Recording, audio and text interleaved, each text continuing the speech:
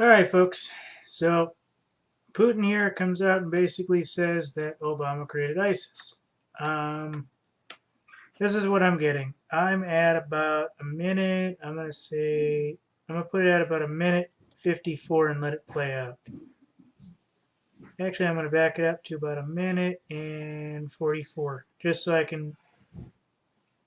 Okay, who trained them? Let me just back it up on 10 more seconds.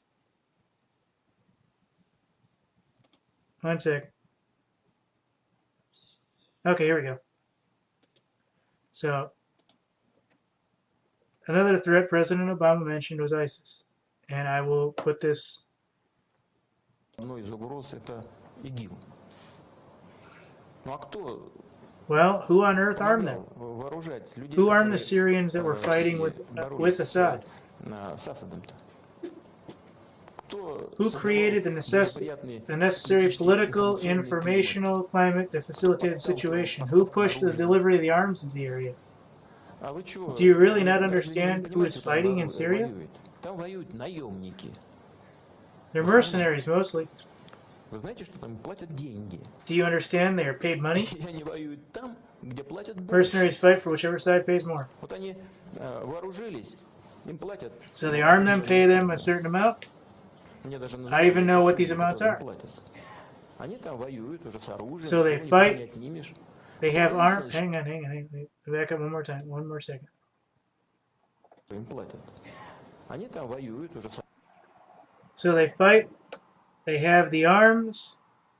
You can't get them to return the weapons, of course, at оружием, все, у них уже не the отнимешь. end. Потом выяснилось, что в другом месте чуть-чуть Then they хотя бы discover платить. elsewhere pays a little more, Туда перейти. so they go fight there. Вот они захватили месторождения нефтяные. Then they occupy the oil где-то в fields. Ираке или в Сирии. Wherever in Iraq, Syria, you get the idea, folks.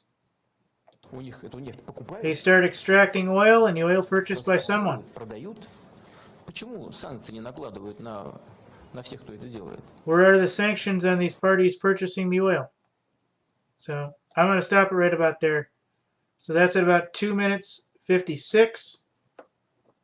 So that's kind of the idea, folks. I don't know whether or not that's true, of course. But I can't help but believe that that is, for the most part, kind of the, the reference. I mean,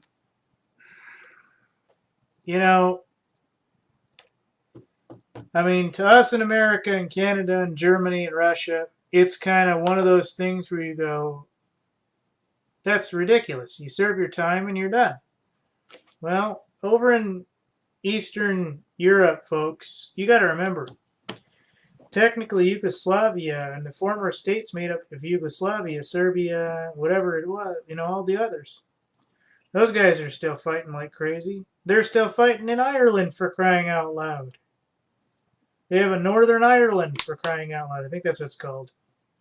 That's still technically two different countries. And in Romania, either Romania and Yugoslavia, whatever, the breakup of Yugoslavia, I think it is. They have like NATO in the north, and they have the United Nations in the south. It's been that way for like almost 100 years. And what usually happens? Well, it goes down because the old soldiers get old and they go into retirement and they're done. They get thrown in prison and they're done. They do this and they're done. They do that and they're done. And what happens?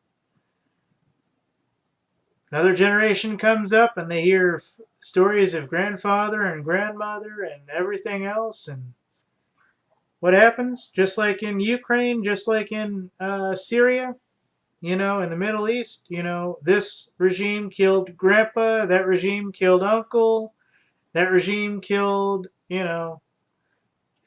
killed your sister. Now this one, who the hell is this one going to kill? So what happens?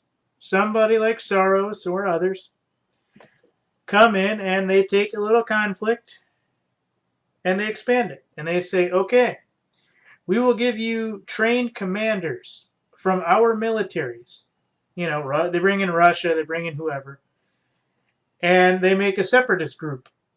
and they say, okay, now this is how we're going to do it. We're going to pay you X amount, and that's it.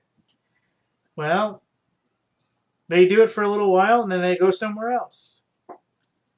And then they expand, depending on whether or not the group can hold that one group together. They go somewhere else. So that's why you have troops that are in, Korea, Vietnam, and all over the place, for the Cold War. That's why you have troops in the Middle East that are all over the place. Because some of those soldiers, even for the security companies, folks, they're making like $3,000 a day, if not 5 or 10. If you're making $5,000 a day, and you're told the only thing you got to do is go out your door, go down the street, walk 4 miles, and come back and report on what activity you see the police doing, or you see these people doing, or you do that. Well, shit, I report nothing. Or a little of this and a little of that, and let it be. That's the way these people would do it. And, the insiders get paid this, the outsiders get paid that, and then they all bring it together. That's the way that stuff works in the real world.